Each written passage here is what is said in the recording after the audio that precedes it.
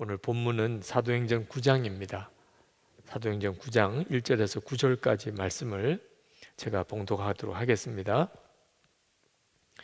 사울이 주의 제자들에 대하여 여전히 위협과 살기가 등등하여 대제사장에게 가서 다메섹 여러 회당에 가져갈 공문을 청하니, 이는 만일 그 도를 따르는 사람을 만나면 남녀를 막론하고 결박하여 예루살렘으로 잡아오려 함이라. 사울이 길을 가다가 다메섹에 가까이 이르더니 호련히 하늘로부터 빛이 그를 둘러 비추는지라. 땅에 엎드려져 들음에 소리가 있어 이르시되, 사울아 사울아 내가 어찌하여 나를 박해하느냐 하시거늘 대답하되, 주여 누구시니까? 이르시되, 나는 내가 박해하는 예수라. 너는 일어나 시내로 들어가라. 내가 행할 것을 내게 이룰 자가 있느니라 하시니, 같이 가던 사람들은 소리만 듣고 아무도 보지 못하여 말을 못하고 서 있더라. 사울이 땅에서 일어나 눈은 떴으나 아무것도 보지 못하고 사람의 손에 끌려 다메섹으로 들어가서 사흘 동안 보지 못하고 먹지도 마시지도 아니하니라. 아멘. 성경은 교회의 공동체를 마음까지 하나 된 성도들의 공동체라고 그렇게 말씀하고 있습니다. 우리가 예수님과 한 몸이 되었거든요. 이것은 십자가의 놀라운 비밀입니다. 예수님과 함께 죽었고 예수님으로 사는 자가 되었습니다. 우리는 하나님의 성전이고 예수님은 우리 안에 거하십니다. 자, 그렇다면 그런 성도들끼리 모인 공동체는 당연히 성도들 사이에도 마음까지 하나 된 공동체가 되는 거죠. 이것이 성경이 말하는 놀라운 진리입니다. 교회 공동체는 마음까지 하나 된 성도들의 공동체여야 성경적이고 그것이 옳은 것입니다. 그러나 실제 현실 속에 우리가 경험하는 교회 공동체는 그렇지가 못한 것이 또 현실입니다. 서로 싸우고 다투고 서로 끼리끼리 모이는 일이 우리가 실제로 경험하는 교회입니다. 사실 성도들끼리 함께 한 교회에 있어도 마음이 서로가 어떤지는 알기가 참 어렵습니다. 저도 교우들의 마음을 알기가 쉽지 않고 아마 교우들도 목사인 제 마음을 알기가 쉽지 않으실 겁니다. 우리 부목사님과 장로님들과 늘 함께 교회를 섬기지만 함께 교회를 섬긴다고 해도 마음까지 하나 되기는커녕 마음을 알기도 쉽지 않은 것이 솔직한 현실적인 문제입니다. 자, 그러나 오늘 여기서 성경이 교회가 마음까지 하나 된 성도들의 공동체라고 하는 사실을 굳게 붙들어야 합니다. 실제로 우리가 그것을 경험하지 못한다고 그래서 가장 믿어지지 않는 일이라고 해서 그걸 포기해버리면 우리는 성경 자체를 부인하는 것과도 같습니다.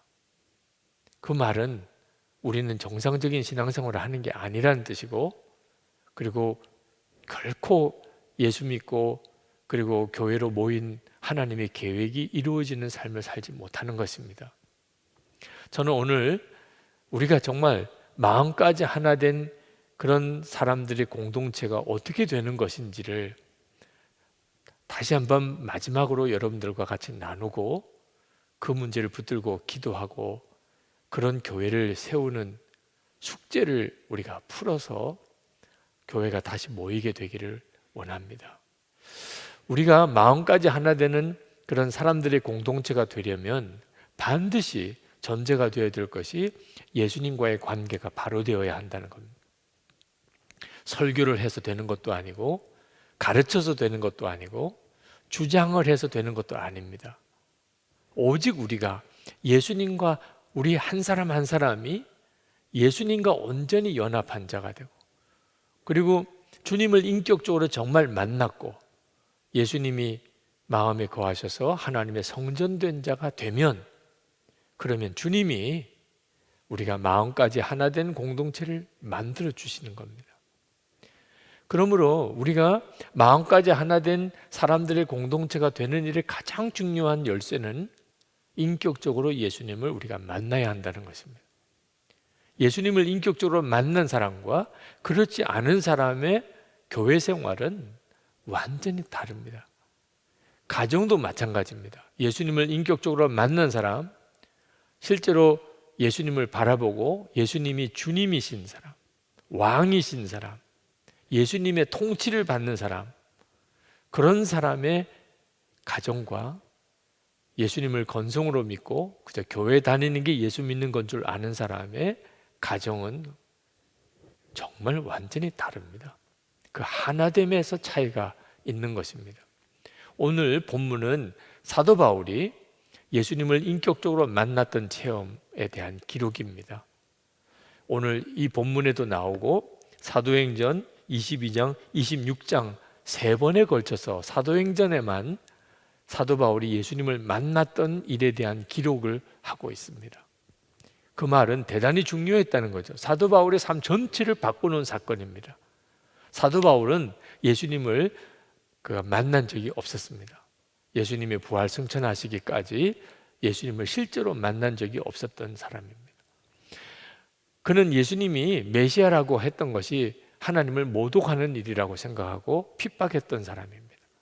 그런데 그가 다메섹으로 예수님 믿는 부활을 전하는 그리스도인들을 잡아서 그들을 감옥에 가두고 죽이려고 가던 길에 예수님을 만납니다. 하늘로부터 강한 빛이 비추어서 눈이 멀게 됩니다. 그리고 주님의 음성을 듣습니다. 사울아 사울아 내가 왜 나를 핍박하느냐. 그는 꼬꾸라져서 눈이 먼 채 그렇게 주님을 만납니다. 그리고 사도 바울이 된 거죠. 그가 하나님 앞에 부름을 이제 받고 예수님의 부활을 전하는 사도가 됩니다. 그 사건이 오늘 이 본문의 사건입니다. 그리고 난 다음에 그는 부활의 예수 그리스도를 전한 것뿐만 아니고 성령으로 하나 되는 교회 공동체를 아주 강하게 가르쳤습니다. 사도 바울의 서신은 한결같이 그 말씀을 하고 있습니다. 성도들이 성령 안에서 하나 되라. 그렇게 하나님은 우리를 이미 만드셨다. 하나 된 것을 힘써 지키라. 주님을 만난 사람은 다 그렇게 됩니다. 인격적으로 주님과 만난 사람, 주님과 동행하는 사람은 같은 성도들 사이에 마음까지 하나 되는 역사가 일어나게 됩니다. 그러므로 여러분이 관계에 어려움이 있다면 그것은 주님과의 관계에 뿌리가 있는 겁니다. 주님과의 관계에 문제가 생겼기 때문에 가족 간의 관계, 교우들 간의 관계에 문제가 생겨 있는 것입니다.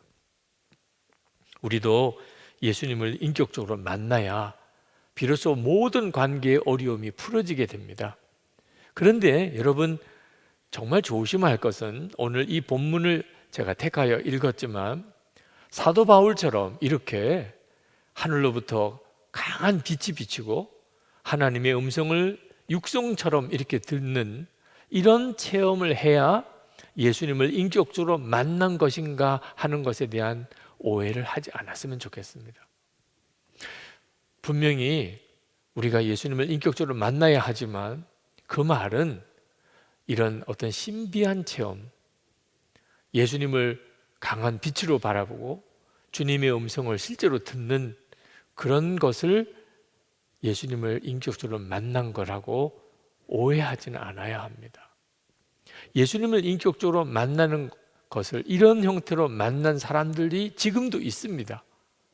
중동과 같이 도무지 예수님을 믿을 수가 없는 그런 환경 속에 전도자도 없고 예수님을 전해주는 사람, 복음을 들을 수도 없고 들었다고 하더라도 그가 예수님을 영접할 수 없는 그런 사회적인 분위기, 이런 환경 속에 있는 그런 곳에 예수님이 그 사람을 꿈에서 만나주시고 부인할 수 없는 분명한 체험으로 주님이 만나주시고 사도 바울과 같은 이런 체험을 통해서 예수님이 만나주셔서 예수를 믿게 된 사례가 선교 현장에서 계속 들려오고 있습니다.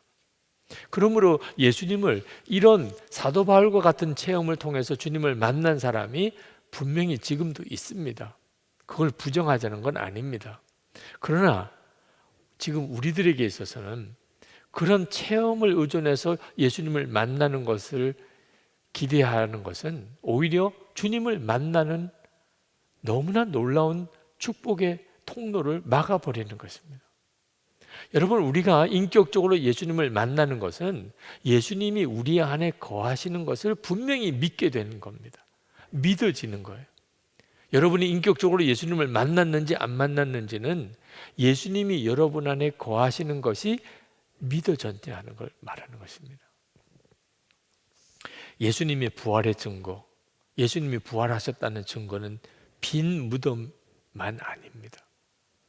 우리 안에 부활의 주님이 우리 안에 거하시는 것이 가장 확실한 예수님의 부활의 증거입니다. 그분은 지금 우리 안에 계시니까요. 여러분, 여러분의 마음에 거하시는 주님을 만나는 일이 인격적으로 주님을 만나는 것입니다.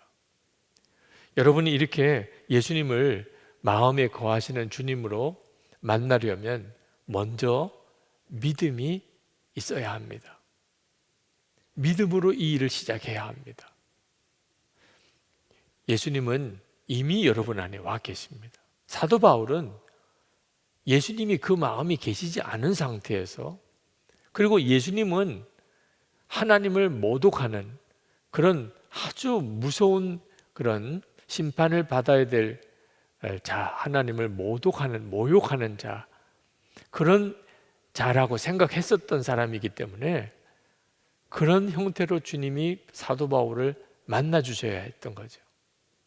그런데 지금 우리는 이미 예수님이 우리 안에 와 계신 상태입니다. 예수님이 우리 안에 와 계신 상태에서 예수님을 사도 바울처럼 만난다는 것은 그것은 참 넌센스이죠. 우리가 우리 안에 거하시는 예수님을 만날 때 가장 먼저 우리가 붙잡아야 될 것이 이미 우리 안에 주님이 오셨다는 것을 믿는 것입니다. 그걸 어떻게 믿을 수 있죠? 막연하게 믿으라고 하는 게 아닙니다. 너무나 분명한 증거가 있습니다.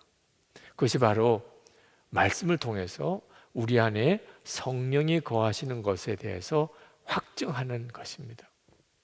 저는 예수님이 제 안에 거하신다는 것을 듣고도 믿어지지 않았습니다. 제 안에 거하신다면 내가 모를 수가 없다고 생각했습니다. 그때 제가 예수님을 알려고 했던 것은 전적으로 육신적인 어떤 감각으로 주님을 알고 싶었습니다. 제 안에 거하신다니까 무슨 느낌이 있어야 되잖아요. 제 안에 거하신다니까 내가 무슨 체험이 있어야 되잖아요. 그러나 말씀으로만 그걸 믿기는 참 어려웠습니다. 그때 제가 성경 구절을 통해서 정말 기절할 것 같은 충격을 받았습니다. 고린도 전서 12장 3절에 그러므로 내가 너에게 알게 하노니 하나님의 영으로 말하는 자는 누구든지 예수를 저주할 자라 하지 않고 성령으로 아니하고는 누구든지 예수를 주시라 할 수 없느니라. 이 말씀을 읽다가 얼마나 큰 충격을 받았는지 몰랐어요.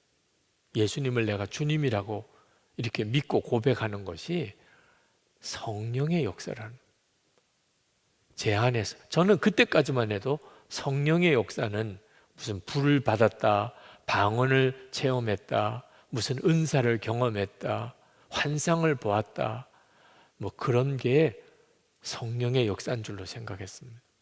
근데 성경을 읽어보니까 제 안에 예수님이 주님이라는 믿음과 고백이 있다는 게 그게 성령의 역사라는 거예요. 이 말씀을 읽으면서 제가 받았던 충격이 얼마나 컸는지, 그것은 그 전에 예수님이 정말 제 안에 계신지에 대한 끊임없는 갈망이 있었기 때문에 그 말씀이 저에게 너무나 놀라운 레마의 말씀으로 들려왔던 것입니다. 성경 그 자체는 로고스의 말씀입니다. 제가 그 전에 이 성경을 여러 번 읽었었습니다. 그런데 그날 이 말씀이 저에게 눈을 확 열어주었어요. 성령께서 내 안에 역사하고 계시구나. 내가 예수님을 주님이라고 고백하고 믿는 것 자체가 그 증거구나. 예수님을 만난 사울은 엄청난 충격을 받았습니다. 9절에 보니까 사도 바울은 식음을 전폐했어요. 사흘 동안 식음을 전폐. 예수님, 내가 핍박하던 그 예수님이 실제로는 메시아였구나. 그리고 그분이 나를 만나 주셨구나. 그리고는 3일 동안 아무것도 먹지 않고 마시지도 않았어요.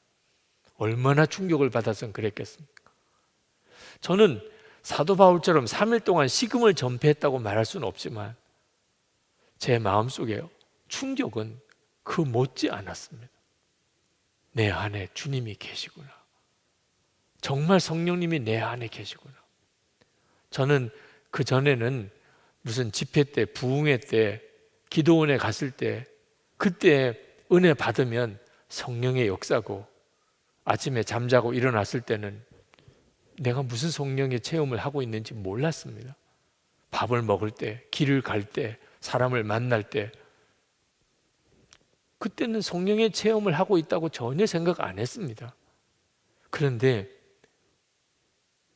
언제나 성령님은 제 안에 계신 거예요. 예수님은 주님이라고 내가 믿고 있는 것은 아침이 다르고 저녁이 다른 게 아니니까. 예배 때 다르고 집회 가서 그때는 믿어지고, 무슨 한가하게 이렇게 길을 걸어갈 때는 예수님이 주님이라고 안 믿는 게 아니잖아요. 항상 예수님은 주님이라고 나는 믿고 있는 거예요. 뭐 형편이 좋을 수도 있고 어려울 수도 있지만 예수님이 주님이라는 것, 그 믿음은 언제나 변함이 없었단 말입니다. 그 말은 성령께서 항상 나와 같이 계세요. 성령 체험을 계속 나는 하고 있는 거죠. 그게 저의 모든 걸 바꾸기 시작했어요. 그리고 그때부터 성경을 뒤져 구절 구절을 읽어가면서 성령께서 내 안에 역사하신다는 구절, 그런 표현이 있는 구절들을 하나하나 찾아내기 시작, 눈이 한번 뜨이기 시작하니까 그런 구절들이 다 보이기 시작하는 겁니다. 하나님을 아버지라고 부르는, 그게 성령의 역사구나. 하나님이 은혜를 주시는 것을 알게 되는 것, 성령께서 내 안에 계시기 때문에 그렇구나. 용서하고 사랑하는 마음, 성령의 근심, 하나님 뜻대로 살지 않았을 때 내 마음이 괴롭고 힘든 거, 하나님의 일을 하고 싶은 소원, 복음을 전하고자 하는 그런 간절한 마음, 다 성령님께서 내 안에 계시기 때문에 되어지는 일이구나. 그것을 성경을 읽어가면서 정말 아멘, 아멘, 아멘이었습니다. 저는 말씀을 통해서 주님이 저 안에 계시다는 것에 대해서 엄청난 눈이 뜨였습니다. 이것이 제자훈련 교재, 예수님의 사람 제자훈련 교재 2단원에 그 내용을 실어드렸습니다. 1:1 우리 당신은 행복하십니까? 새가족 양육교재 9과에 그 내용을 실어드렸습니다. 사도 바울이 다메섹 도상에서 그렇게 놀라운 빛으로, 하나님의 놀라운 음성으로 그렇게 주님을 만났다면 저는 말씀을 통해서 그렇게 주님이 저와 함께 하시는 것을 만났어요. 제 안에 이미 와 계신 것을 분명하게 확신하게 되었습니다. 저는 그 체험이 똑같은 체험이라고 생각합니다. 인격적으로 만난 거예요. 제 안에 오셨으니까 이건 너무나 분명한 인격적인 체험이죠. 하나님이 살아 계시대더라, 그걸 인격적인 체험이라고 할 수는 없죠. 근데 제 안에 오셨다면 그건 분명한 인격적인 체험이죠. 주님을 여러분 인격적으로 만나려면 먼저 예수님께서 여러분 안에 분명히 거하신다는 것에 대한 증거를 확인해야 합니다. 말씀인 거예요. 그것이 여러분이 원하는 증거가 아닐 수도 있어요. 그래서 많은 성도들이 성령께서 이미 자기와 함께 계신 증거가 있는데도 자기는 주님을 못 만났다는 거예요. 예수님이 자기 안에 계신 것을 자기 잘 모르겠다는 거예요. 자기가 생각했던 증거는 계속해서 어떤 신비한 체험을 자꾸 생각하니까, 육성으로 주님의 음성을 듣는다든지 꿈에서 주님을 만났다든지 무슨 이런 자꾸 체험을 기대하는 겁니다. 성령의 은사가 온다든지 뭐 불을 받았다는 체험을 한다든지 그런 체험을 자꾸 생각하니까 자기는 아무런 증거가 없다는 거죠. 근데 내게 있는 증거를 확인할 수 있어야 돼요. 말씀이 그것을 분별해 줍니다.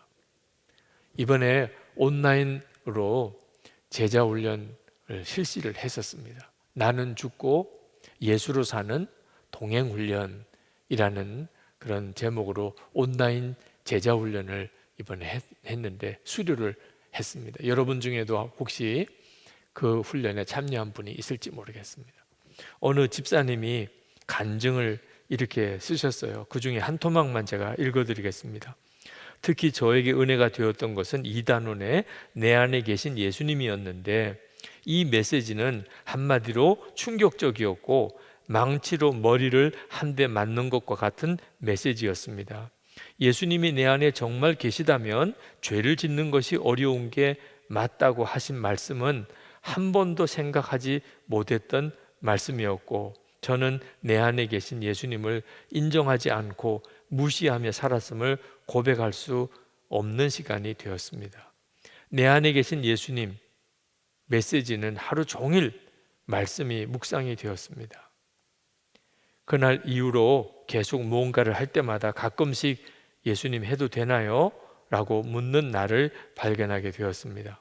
물론 아직은 습관이 안 되어 순간순간 잊어버리는 시간들도 있지만 계속 의식하며 예수님과 하나 된 삶을 살기를 날마다 결단하게 되었습니다. 이 눈이 뜨이는 거예요. 주님을 만나게 되는 사건. 내 안에 이미 오신 예수님을 말씀으로 확인하게 된 겁니다. 부인할 수 없는 증거가 있다는 것을 이제는 붙잡게 된 거죠. 이렇게 우리는 예수님을 만나게 되는 겁니다. 여러분, 여러분에게 사도 바울과 같은 극적인 체험 아마 거의 없을 겁니다. 여러분의 평생에. 이런 체험이 있기를 기대하고 있는 사람들이 평생을 이미 자기 안에 계신 주님을 놓치고, 그리고 헛된 체험만 구하다가 인생이 끝나버리는 거예요. 그건 정말 안타까운 일입니다. 여러분 안에 주님이 거하신다는 것이 말씀으로 확인이 되는 것은 엄청난 역사인 것을 여러분이 인정해야 합니다. 주님은 여러분 안에 이미 와 계세요. 마가다락방에서 120문도에게 성령이 임할 때, 그때 불이 사람들 머리 위에 이렇게 임하고 급하고 강한 바람 같은 소리가 들리고, 이런 아주 초자연적인 현상들이 일어났습니다. 사도 바울도 다메섹 도상에서 그런 형태로 주님을 만났죠. 그러나 여러분, 핵심은요, 그 사건의 핵심은 불이 보이고 급하고 강한 바람 같은 소리가 들리고 방언을 하고 강한 빛을 보아서 눈이 멀 정도가 되고 하는 것에 있는 게 아닙니다. 주님을 만났다는 거예요. 그게 핵심이에요. 이제부터는 예수님과 동행하게 되었다는 겁니다. 우리는 이미 그렇게 되었잖아요. 우리는 무슨 사람의 머리에 불이 임하는 거나 급하고 강한 바람 같은 소리가 들리는 것도 아니지만 예수님 우리 안에 거하셨잖아요. 그리고 우리가 지금 그걸 알고 있잖아요. 그러므로 여러분이 이제는 정말 분별을 잘 해야 하는 것입니다. 우리가 예수님이 우리 마음에 거하시는 것이 믿어지는 순간에 우리는 엄청난 빛의 경험을 한 거예요. 눈이 확 열리게 된 겁니다. 그전에는 영적인 맹인처럼 되어져 있었어요. 예수님이 내 안에 거하시는데도 모르고 살았잖아요. 그게 영적인 맹인이죠. 그런데 눈이 확 뜨였어요. 말씀과 성령의 역사로 주님을 바라보는 눈이 뜨였다고요. 예수님이 함께 계시는 것이 깨달아지게 되면서부터 우리 안에 얼마나 많은 변화가 일어나는 줄 아십니까? 눈물이 없던 사람들에게 눈물이 생겨요. 기도가 눈물의 기도가 됩니다. 마음에 놀라운 확신이 생겨요. 하나님은 정말 나의 하나님이시고 아버지시고 나와 늘 함께 계시는구나. 자기도 모르게 자기가 얼마나 큰 죄인인가에 대해서 깨닫고 고백하게 돼요. 그전에는 그걸 몰랐어요. 자기가 죄인인 것을. 항상 남이 문제지. 근데 내가 더 큰 죄인이라는 것을 빛이죠. 빛의 역사로 자기 죄를 보게 된 거죠. 그럼에도 불구하고 하나님은 왜 나를 또 그렇게 사랑하시는지. 여러분, 이 일들이 다 그저 일어나는 일입니까? 사도 바울만 엄청난 빛을 경험한 게 아닙니다. 우리도 그런 빛을 경험하고 사람이 거듭난 거예요. 하나님의 음성을 들었다고 그랬어요. 사도 바울, 우리는 안 들었나요? 주님이 우리에게 말씀하세요. 생각으로 주님이 말씀하시는 것을 깨닫는 순간에 여러분은 기절초풍할 정도로 주님이 여러분에게 말씀하시는 것을 경험하게 됩니다. 여러분의 오늘 하루 생활 중에 주님이 얼마나 많이 말씀하셨는지 아십니까? 오늘도 한번 좀 여유를 가지고 여러분의 하루를 일기로 한번 써보세요. 아침에 눈 뜰 때부터 지금까지 여러분의 마음속에 주님은요, 갑자기 떠오르는 생각으로 얼마나 많이 말씀하셨는지 아십니까? 오늘 책 하나가 제 책상에 올라와 있던데요, 부활이라고 하는 제목의 책입니다. 인도네시아의 이용규 선교사님과 그리고 김상철 목사님, 영화 감독이시죠. 그 두 분이 쓰신 책입니다. 저에게 추천사를 부탁해서 제가 그 책에 추천사를 써드렸어요. 그 책 속에 보면 그 제자 오카넘, 그 영화를 만들었던, 제작하고 감독하였던 김상철 목사님의 간증이 그 속에 나옵니다. 그 김상철 목사님이 굉장히 우울증에 사로잡혀서 자살을 시도했었던 분이었어요. 자기 자신에 대한 좌절감, 가장으로서의 책임을 제대로 못 감당하는 그런 자괴감, 모든 것에 대한 의욕을 잃어버리고, 그리고 무엇보다도 마음속에 계속해서 죽으라는 소리가 계속 들리는 거예요. 죽으라. 야, 너 넥타이 풀어서 목에다 매면 그럼 간단히 끝나는 거잖아. 이렇게 고민하고 슬퍼하고 낙심할 필요 뭐 있어. 빨리 끝내. 끊임없이 그런 자살에 대한 충동에 시달렸어. 그러다 그가 대전 외곽에 있는 대청산 기도원 옆에 있는 연수원 그 길로 무작정 그냥 그 길로 따라 올라갔어요. 그리고는 큰 나무가 있는 곳에 가서 거기서 그가 밧줄을 나무에다가 겁니다. 그리고 올가미를 만들고, 그리고는 돌을 쌓아서 그 위에 올라가서 그 올가미를 목에다가 맵니다. 그리고 이제 몸만 이렇게 뒤틀면 끝나는 거죠. 그 순간까지 갔어요. 근데 그때 갑자기 그 아무도 없는 깊은 산 속에서 울려 퍼지는 목소리를 듣습니다. 너 이렇게 죽으면 지옥 가. 너 이렇게 죽으면 지옥 가. 지옥이 이보다 더 무서울까? 그런 생각이 들 정도로 정말 갑자기 그 지옥의 무서운 고통이 확 느껴지더라는 거예요. 그리고는 그가 그 밧줄을 풀어, 그리고는 쏜살같이 급하게 산을 내려옵니다. 이미 어둑어둑한 밤이에요. 내려오면서 내가 지금 무슨 정신으로 여기까지 올라왔지?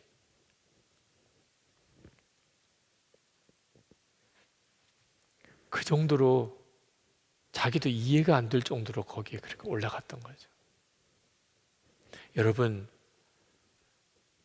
그 김상철 목사님이 하늘에서 울려 퍼지는 소리를 들었을까요? 그 마음의 심령에서 그에게 말씀하시는 소리를 들은 거죠. 주님이 그를 살리신 거예요. 여러분, 우리의 오늘 하루의 모든 일상생활 속에 주님은 분명히 여러분에게 말씀하셨어요. 이러면 안 된다. 너 이렇게 하면 안 돼. 기도해라. 성경을 읽어야지. 더 사랑하라. 수도 없는 형편과 처지 가운데 주님은 여러분에게 말씀하시고 계셨어요.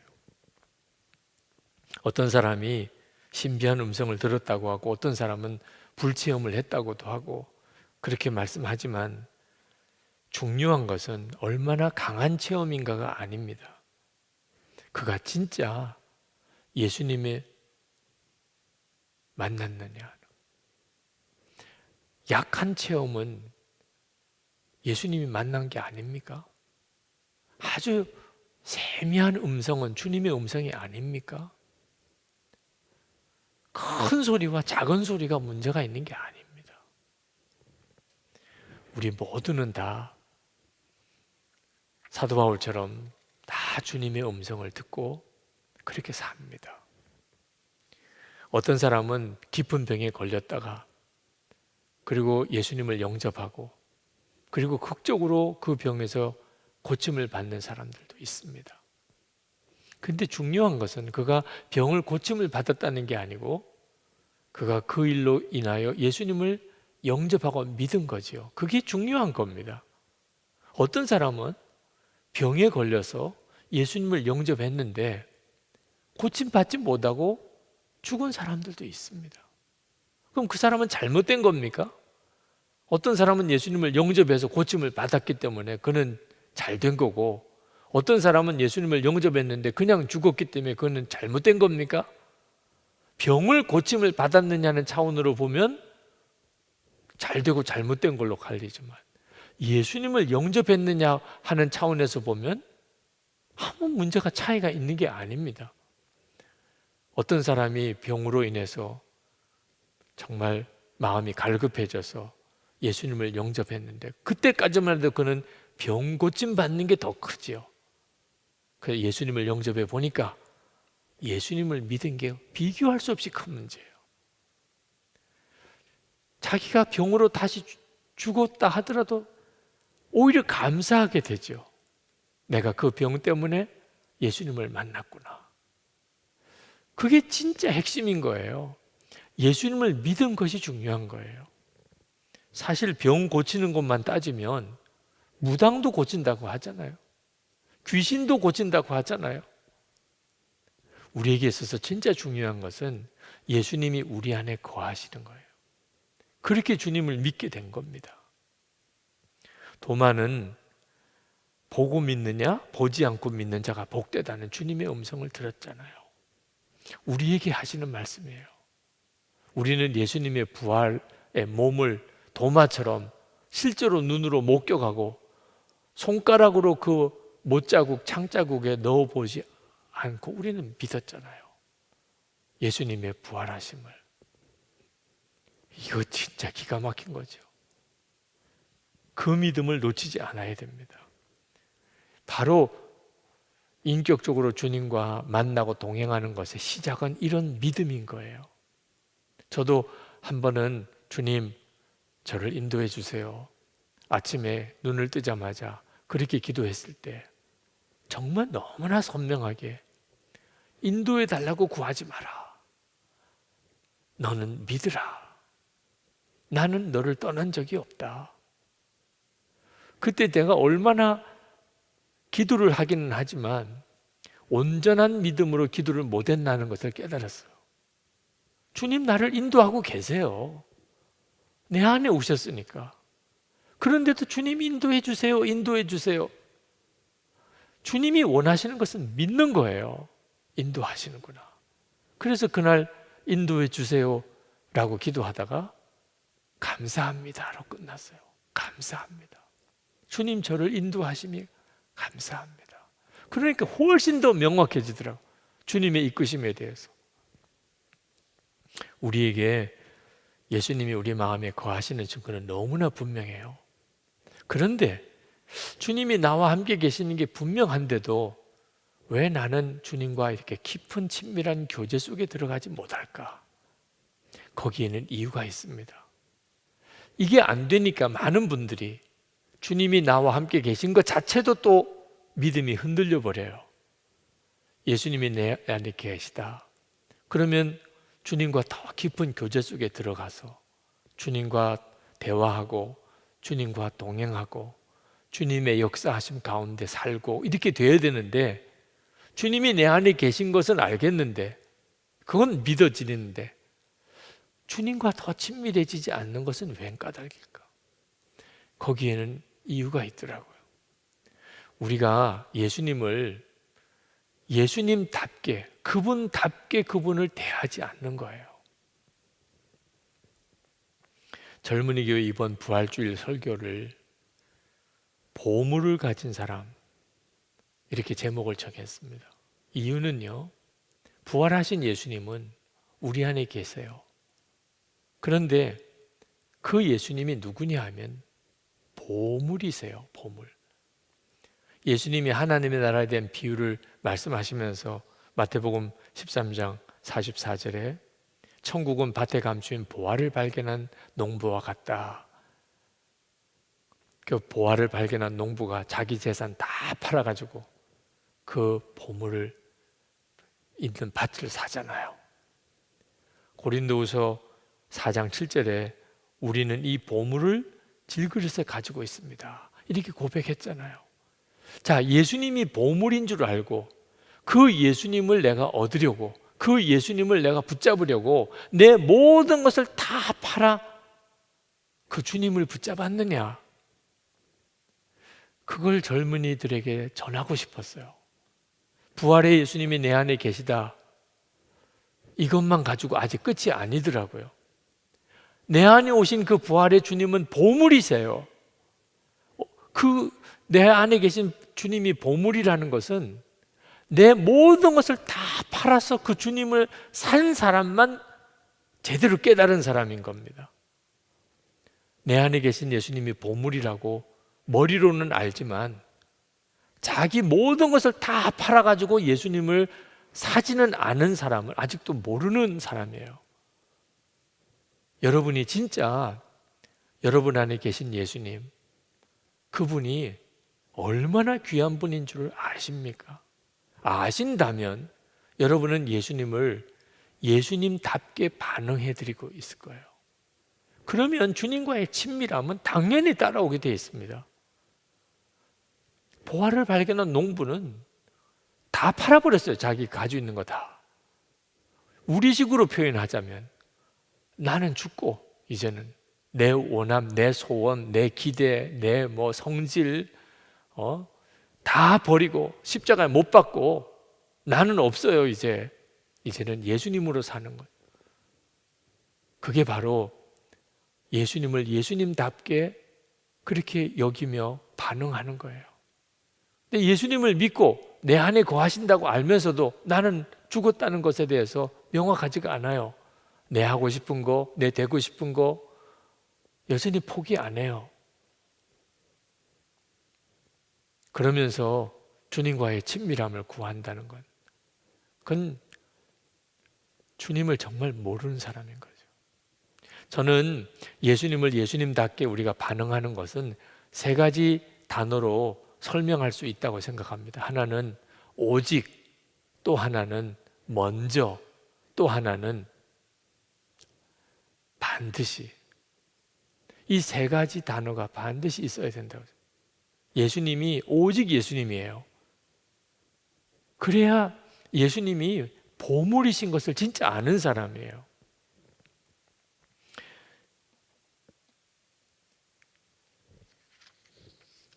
얼마 전에 어느 원로 목사님 그 말씀을 하시더라고요. 당신이 평생 목회하면서 관심은 어떻게 하면은 목회를 잘할까? 어떻게 하면은 교회가 부흥될까? 그 생각을 하고 당신은 평생을 사셨다는 거예요.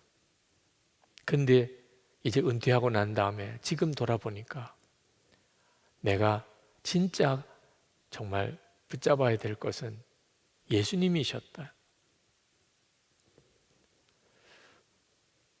많은 목회자들이 하나님의 일을 하는 것을 중요하게 생각해요.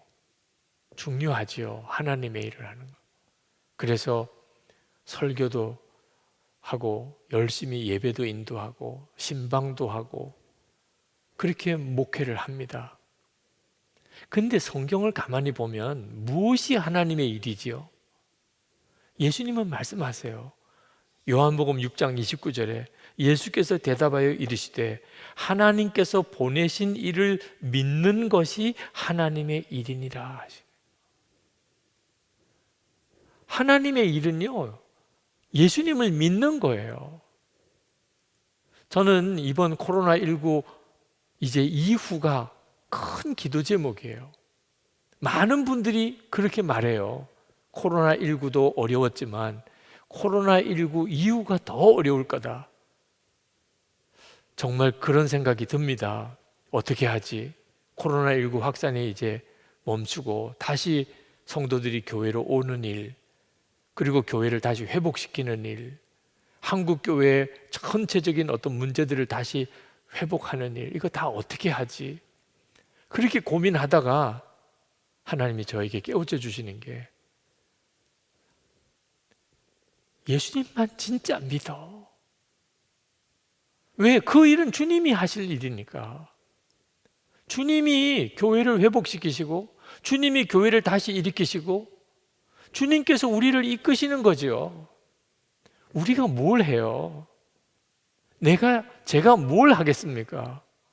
뭘 안다고? 무슨 능력이 있다고? 아, 그렇구나. 하나님의 일은 예수님을 믿는 것이 하나님의 일이구나. 오직 예수예요. 여러분, 목회만 아니잖아요. 여러분의 가정일도 마찬가지예요.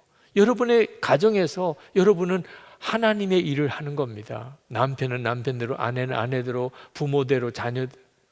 그런데 하나님의 일을 하는 게 뭐죠? 예수님을 믿는 거예요. 오직 예수예요. 무엇이든지 오직 예수예요. 또 하나가 먼저 예수님이어야 한다는 것. 여러분, 하루를 살아보면 깨달으실 거예요. 먼저 기도 안 하면 그날 하루 기도 못하고 지나가는 날 많습니다. 먼저 성경을 안 읽으면 그날 하루 성경 못 읽어요. 아침에도 그랬죠. 점심 먹고 먼저 성경 읽지 않으면 오후 그냥 다 지나갑니다. 하여튼 생각나서 기도해야지. 바로 기도 못하면 그날 기도 못해요. 하여튼 뭐든지 먼저 예수님이어야 비로소 예수님답게 예수님을 믿고 주님과 동행할 수 있어요. 기도도 성경 읽는 것도 그렇다면 예수님과 동행하는 건 더 말할 것도 없어요. 항상 예수님이 먼저예요. 김하중 장로님, 중국 대사로 오래 계셨던 그분이 김대중 대통령 시절에 청와대 비서관이었습니다. 근데 이분은 항상 대통령 비서관으로 얼마나 중요한 직책입니까? 사실 대통령이 무슨 일을 하는 거지만 실제적인 실무는 다 비서관이 준비하고 그리고 대통령에게 그 일을 이렇게 안내해 드리는 거죠. 그 대통령이 판단해서 그대로 하고 안 하고 결정은 대통령이 하지만 실제적인 일은 다 비서관이 하는 겁니다. 얼마나 중요한 일이에요.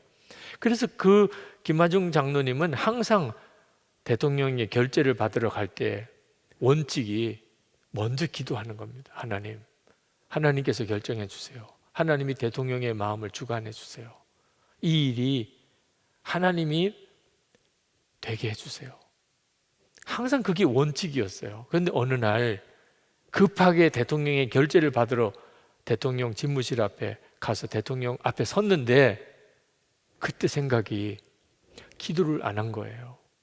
결재를 받으러 들어오긴 했지만 순간 이걸 어떻게 해야 되나 당황했다고 그래요. 그래서 대통령께 죄송합니다. 제가 뭔가 중요한 서류를 하나 안 가져왔습니다. 가서 가져오겠습니다. 그러니까 그럼 얼른 가서 가져오라고 하더래요. 그래서 대통령 집무실에서 나와서 그 바깥에서 기도했다는 거죠. 하나님, 이 결재가 하나님께서 주관해 주세요. 하나님이 결정해 주세요. 대통령의 지혜를 주세요.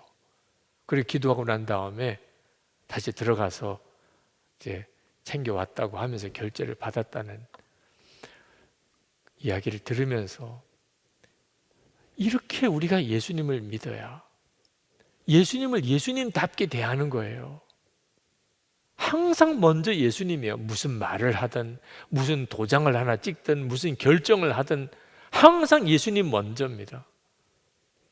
우리가 그런 자세를 계속 가지면 우리가 실제로 예수님의 역사를 경험하게 돼요. 우리의 삶 속에서. 우리가 예수님을 그렇게 정말 귀한 분으로, 나의 왕으로, 그분이 보물이시니까 그렇게 우리가 인정해 드리는 거예요. 그리고 반드시 예수님이어야 돼요. 반드시 예수님. 제가 예수 동해 일기를 쓰는 비결은 퇴로를 차단한 겁니다. 예수 동해 일기를 계속 쓰는 것 하나만 가지고도요, 반드시 이어야 되더라고요. 제가 예수 동해 일기를 쓰지 않으면 너무나 많은 사람들이 다 알게 돼요. 제가 주님과 동행하는 삶을 매일 일기를 쓰면서 점검하며 살아보세요. 그렇게 지나오기를 지난 10년 동안 했습니다. 근데 정작 제가 안 썼어요. 그러면 얼마나 많은 사람들이 아유, 안 써도 되는구나. 유기성 목사 저분도 안 쓰는데, 그러니 무슨 일이 있어도 일기는 쓰고 자는 거죠. 저는 정말 퇴로가 차단된 사람이에요. 그게 어떤 때는 부담스럽고 짐스럽게 느껴질 때도 있었는데, 지금 생각하니까 저에게 있어서 말할 수 없는 은혜예요. 저는 안 쓸 수가 없으니까 쓰게 된 거지만, 그렇게 썼기 때문에 그래도 이렇게 주님의 인도를 받으면서 이 자리에 이렇게 서 있는 거예요. 만약에 제가 써도 되고 안 써도 되는 사람이었다면 아마 안 쓸 가능성이 많았겠죠. 여러분 중에는 오늘 일기를 안 쓴다고 그래서 크게 문제 안 될 사람들이 있을 겁니다. 그런 사람들은 안 쓸 가능성이 상당히 많아요. 피곤하면, 바쁘면, 쓸 게 없다고 생각되면, 또는 너무 마음이 상한 일이 있거나, 여러 가지 안 쓸 이유가 많잖아요. 안 써도 된다고 생각하는 사람은 안 쓸 거예요. 그래서 한 주일에 한 번 쓰거나, 한 달에 한 번 쓰거나, 1년에 한 번 쓰거나. 왜 그런 줄 아십니까? 안 써도 된다고 생각하니까. 근데 안 쓸 수가 없는 사람은 반드시 쓰게 되죠. 쓰게 되니까 주님과의 관계가 달라지는 거예요. 예수님 반드시 이어야 되는 거예요. 그냥 주님과 동행하는 삶 해도 되고 안 해도 되고 그게 아닌 거예요. 반드시다. 주님과 동행하는 정말 삶을 살고 싶다. 더 친밀히 주님과 동행하고 싶다. 주님을 더 분명하게 경험하고 살고 싶다. 예수님의 역사를 진짜 내가 체험하고 싶다. 진짜 여러분들이 그걸 원한다면 주님과 동행하는 삶을 매일 기록하면서 주님과 교제를 확인하고 점검하고 나누고 사는 삶을 한번 반드시 해보세요. 방법은요, 퇴로를 차단하는 거예요. 정말 여러분 주변에 있는 모든 사람에게 여러분이 그렇게 광고하세요. 나 매일 동해일기를 쓸 텐데 안 쓰면 나 사람 취급하지 마세요. 여보, 나 인간 아니라고 지금. 목사님, 저 매일 동해일기 쓰고 목사님에게 동해일기 매일 보내드리겠습니다. 만약에 제가 일기 안 쓴 날 있으면 저 우리 교회 집사 떼세요. 저 장로 아닙니다. 저 목사 아닙니다. 여러분 스스로 얼마든지 퇴로를 차단할 수 있어요. 반드시 여야 하니까. 여러분, 예수님이 누구십니까?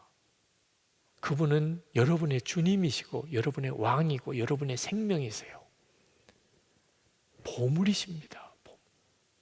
어떻게 귀하면 보물이라고까지 했을까요? 예수님과 더 깊어지고 주님과 동행하는 삶을 사는 것이 여러분의 인생을 얼마나 놀랍게 바꾸는 줄 아십니까? 목사가 아니면 예수님과 친밀한 것이 별 영향이 없을 것 같습니까? 위대한 삶을 살게 돼요. 여러분, 집에 들어갔는데 누가 배를 울려요.